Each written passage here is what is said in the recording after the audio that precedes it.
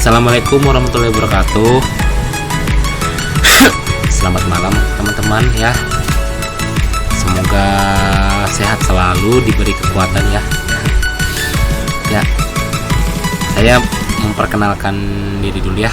Perkenalkan, nama saya Alif Abdul Hidayatullah, NIT 19624 Prodi KPNKB.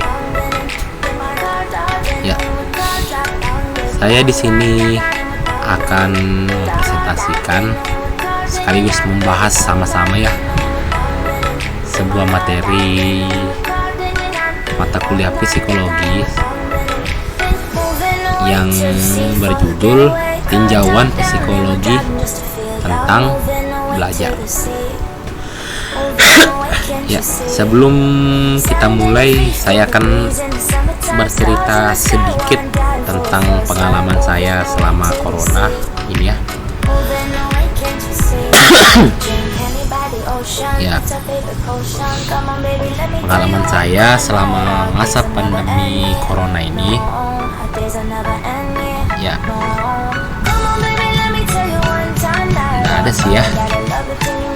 ada sih pengalaman yang menarik ya. Kalau bisa dibilang standarnya corona sekarang ya makan tidur ya.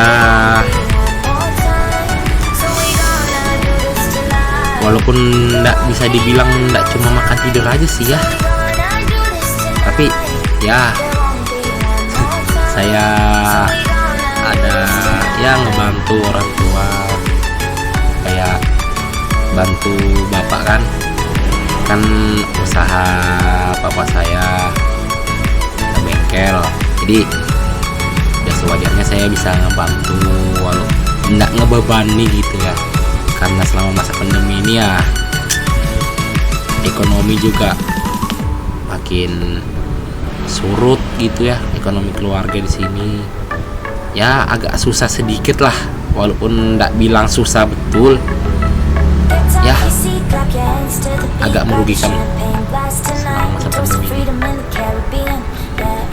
Dan selain ngebantu bengkel ya, untung-untungnya lah ibu saya ada kemarin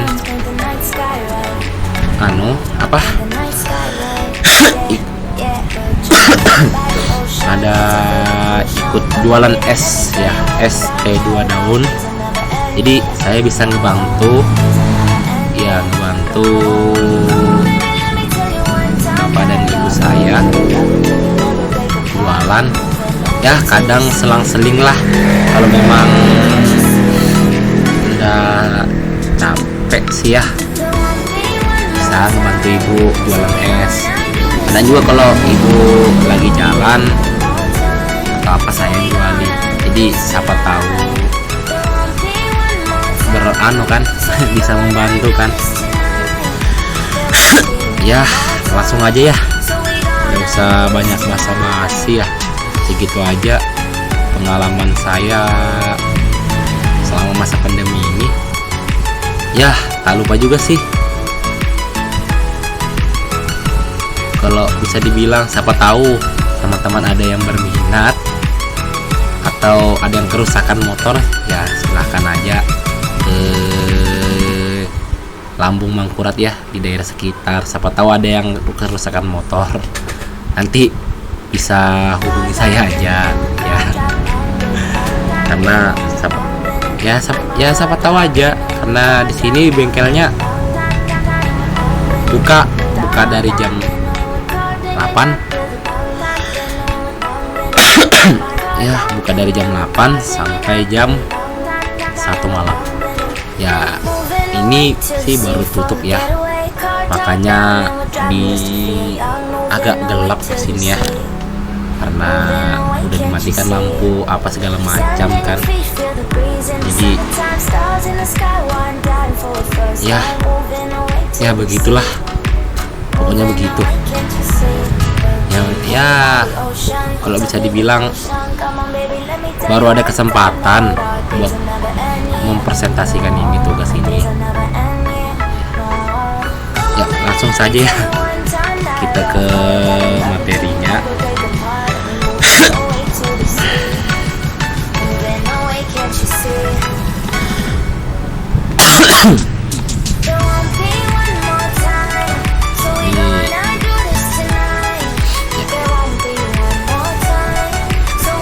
Ini bab satunya, latar belakang masalah. Belajar merupakan suatu aktivitas yang fundamental dalam dunia pendidikan, baik jenjang maupun jenisnya. Keberhasilan dan kegagalan pendidikan sangat ditentukan bagaimana proses belajar di dalamnya. Dan belajar bukanlah hal yang mudah sehingga kita menganggap sebagai sesuatu yang tidak urgen dan tidak perlu mendapat perhatian yang serius. Belajar sebagai usaha manusia untuk memperoleh kesejahteraan hidup yang di dalamnya mengandung hal-hal yang penting dan sudah seharusnya menjadi perhatian bagi manusia, khususnya yang berkecimpung dalam dunia pendidikan. Selain itu, belajar adalah suatu proses yang dalamnya hanya berupa transfer pengetahuan semata. Ya, ada pula yang menganggap belajar itu hanya latihan semata ya. Kayak anggap latihan sementara ya. Asumsi-asumsi tersebut tidaklah salah, karena dalam praktiknya belajar mengandung aktivitas tersebut, namun yang perlu dijadikan sebagai perhatian ya, belajar itu mengandung hal-hal yang sangat penting bagi masa depan kita ya. Oleh karena itu, pemahaman tentang belajar secara mendalam itu mutlak bagi kita agar dapat memantapkan diri ya untuk masa depan nanti dan bisa menghasilkan kualitas pendidikan yang dapat dipertanggungjawabkan nanti. Lanjut ya guys ya. Ya, di sini ada beberapa rumusan masalah yang akan kita bahas nanti. Apa aja ya? Apa pengertian dari belajar? Sebutkan beberapa aktivitas dalam belajar dan apa saja faktor-faktor yang mempengaruhi belajar. Ini semua penting guys ya. Ini semua penting dalam pelajaran psikologi. Jadi sama-sama kita belajar ya.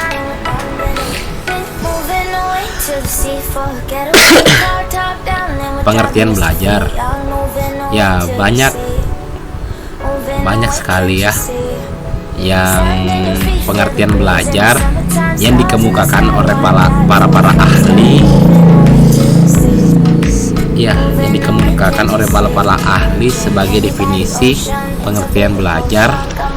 Di antaranya adalah Hilgard dan Bauer dalam buku Theories of Learning dalam kurung 1975 Ya, buku itu menyatakan bahwa belajar berhubungan dengan perubahan tingkah laku seseorang terhadap situasi tertentu yang disebabkan oleh pengalamannya yang berulang-ulang dalam situasi di mana perubahan tingkah laku itu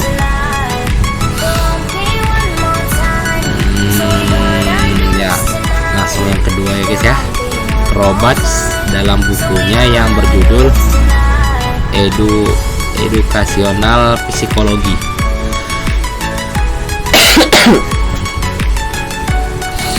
ya, buku itu berisi tentang belajar yang efektif dalam melalui pengalaman. Selanjutnya yang ketiga, Whiting dalam bukunya Psychology of Learning. Ya, dalam bukunya mendefinisikan sebagai belajar ialah perubahan yang relatif menetap yang terjadi sebagai hasil pengalaman. Howard L. Kingsley Dia mengemukakan bahwa belajar adalah proses di mana tingkah laku ditimbulkan atau diubah melalui praktek atau latihan. Morgan dalam bukunya Introduction to Psychology dalam kurung 1978 kurung, dia mengemukakan bahwa belajar adalah setiap perubahan yang relatif menetap dalam tingkah laku yang terjadi sebagai suatu hasil dari latihan atau pengalaman. Eichmann dalam buku The Psychology of Learning dalam buku Psychology of Learning and Memory berpendapat belajar adalah suatu perubahan yang terjadi dalam diri organisme disebabkan oleh pengalaman yang dapat mempengaruhi tingkah laku organisme tersebut. Lanjut, di Reber dalam kamus susunannya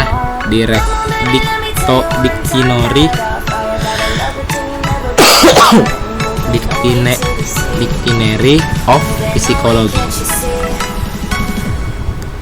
Dia membuat dua definisi. Yang pertama, belajar adalah proses memperoleh pengetahuan. Kedua, belajar adalah suatu perubahan kemampuan bereaksi dalam relatif lama lama sebagai hasil latihan yang diperkuat. Pengertian belajar menurut James O. Whittaker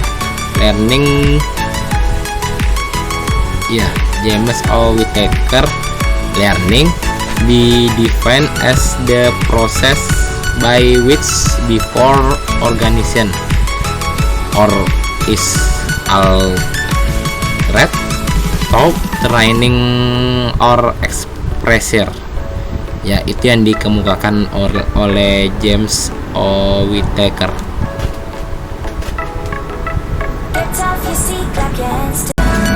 Adapun faktor-faktor yang mempengaruhi belajar digolongkan menjadi 3 macam, yaitu faktor internal siswa, faktor eksternal siswa, dan faktor pendekatan belajar. Ya, ini semua adalah kesimpulan yang kita bahas sama-sama, yang kita pahami sama-sama, walaupun masih yang saya sampaikan ini masih mungkin kurang, sangat-sangat kurang, tapi ya semoga teman-teman ada yang maksudnya masuk dalam otak lah. Ya, sekian ya teman-teman ya, sekian, terima kasih. Maaf karena kebanyakan patah-patah, dan mungkin nanti minta maaf juga karena mungkin kebanyakan ngekat video karena durasinya tidak bisa sampai 20 menitan, jadi 10 menit langsung nggak mau ngekat ya, yang bikin susah ya. Juga maaf karena saya terlalu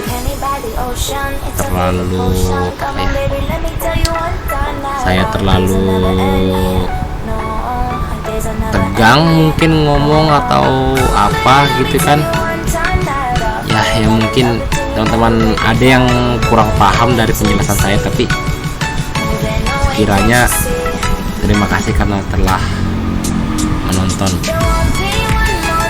Ya, mohon maaf kalau ada kesalahan kata, kesalahan penerjemahan, maksudnya kesalahan mengartikan apa segala macam. Yang penting ya bisa dibilang sudah saya usahakan semaksimal mungkin. Terima kasih. Wassalamualaikum warahmatullahi wabarakatuh.